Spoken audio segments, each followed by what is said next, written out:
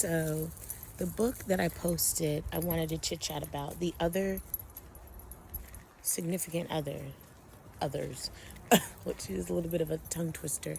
It just focuses on how important friendships are and how not that friendships should be pitted against romantic relationships, but it's a lot of pressure to think that a romantic relationship can be everything that you need it to be.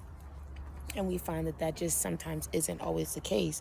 But our friendships have lasted for some of us, our whole lives or huge chunks of our lives, and seeing all of the changes, loss, disappointment, the wins, the coming of children, the breakups, all of the moves, all of the things. And when I reflect on my friendships, I am so happy to say that for me, friendships were what was my anchor through hard relationships. And it made me also not put so much weight on my relationships, because when you think of a relationship and you think of trying to find that fine line between, we're going to work through it and we're going to tough it out, versus, look, this is the work is not worth it.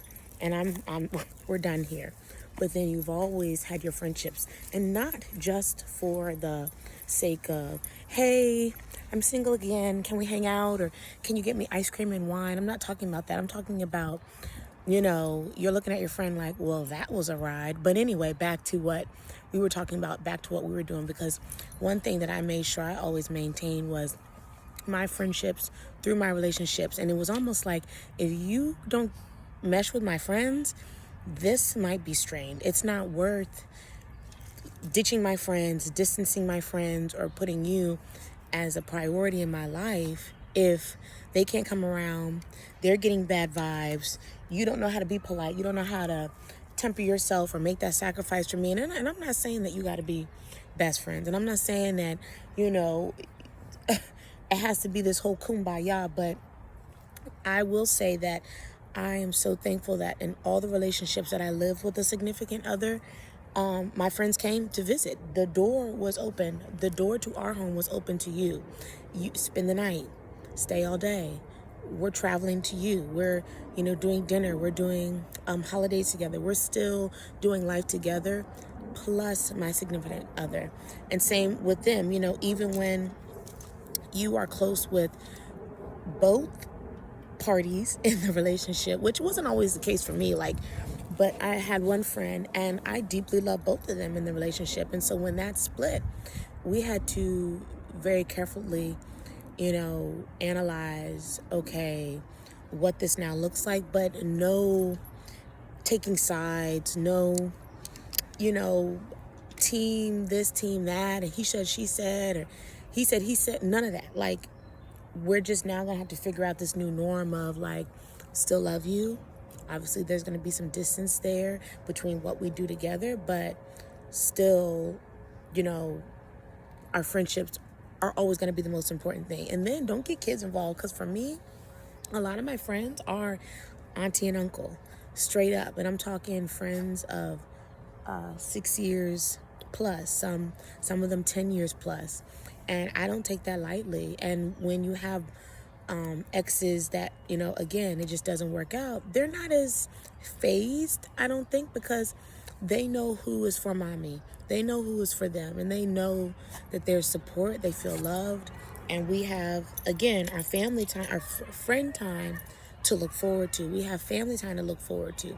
And so I was really tickled to see this book focus on the beauty of friendships, focus on the beauty of cultivating relationships beyond just sexual romantic relationships, because that is not the end all be all. And I'm gonna tell you right now, I feel sorry for people that don't realize that that is really important to cultivate, so that you're not always looking up and you're faced with the breakup or you're faced with the separation and you have isolated yourself. You have put this person at the forefront of your life when that isn't always realistic. Have that balance and maintain your girl time, maintain your hobbies, maintain your interests, maintain some sort of autonomy. And I'm not saying, act like you're single and pretend you're nothing to me, blah, blah, blah. I'm not saying that. We have to be careful with the extremes, but that book further solidified something that I've always kind of felt in my heart, that even being single, you can still feel so loved and celebrated and close with someone and cherished and all the things, and it not be anything romantic about it. It not be anything like there's anything going on or something deeper. It truly is a genuine friendship, and that person truly knows you and truly knows your ups and downs, and has truly been, I keep hearing sounds behind me, but just truly been there. Because I feel like partners have a tendency to come and go a little easier than friendships. And when I had one friendship that seemed to kind of dissipate, or we just took space, and it was nothing unsaid, it was nothing said, it was actually unsaid.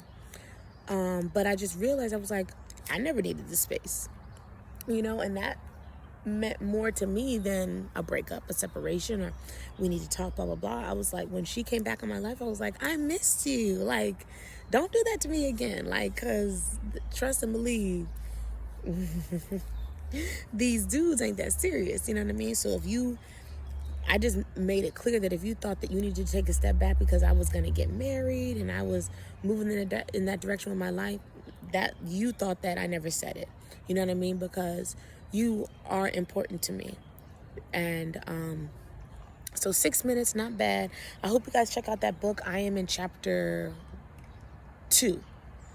And it looks like I'm getting the feel that it's going to, she did her research and tried to collect a collection of stories behind how these friendships were cultivated, and how they were maintained through the years, and how they met, of course, and stuff like that. So it's going to be really lighthearted, and she's got some statistics in there too about how people are getting married later, how divorce, where that stands, and how people also, there's quite a few people that have never even dated seriously and lived with someone and are just choosing the single life, but having still lives full of enrichment and fulfillment and quality and quantity, and just, not feeling like, oh, you're not dating, oh, no +1 for you. Like, it's not giving that energy. And if, for the people that wonder, she's just hoping that the book sheds lights on the beauty of, like, you can have, okay, it's time to go get these kids off the bus. But you can have relationships that are just as meaningful as friendships. So, and I made a video. This was years ago. I was like, why friendships are important relationships. I had titled it something like that. So, yeah, just tickled pink to see a book that has more data behind it and more stories pulled together. Thank you for watching. Until the next one. Peace. Bye.